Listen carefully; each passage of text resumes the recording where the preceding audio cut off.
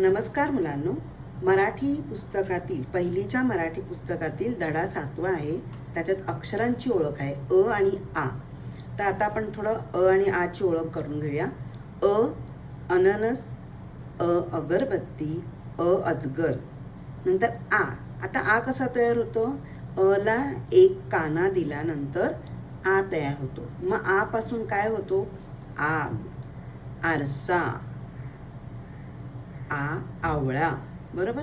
आता या जो अ च्या मात्रा आहे म्हणजे काना आहे त्यानुसार मी इथे काही शब्द बनवले.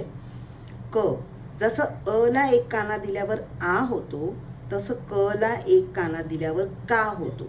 आणि का ला मी काय जोडले? म. म्हणजे काय शब्द तयार झाला? काम.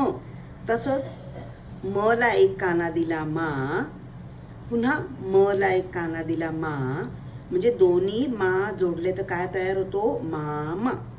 नंतर ल ला एक काना ला, परत ल ला एक काना ला आणि त्याला काय जोडलंय? ल. म्हणजे कोणता शब्द तयार झाला? लाल. आता इथे मी नुसते शब्द दिले. आता पूर्ण आपल्याला पुन्हा ते शब्द वाचायचे आहेत. का, का, का ल, कमल, मामा, आई, आरसा, आग, आन, कासव, माकड, मासा. या अक्षरावर काही मी प्रश्न दिलेत वर्कशीटमध्ये, ते माझ्या वेबसाईटवर पहा.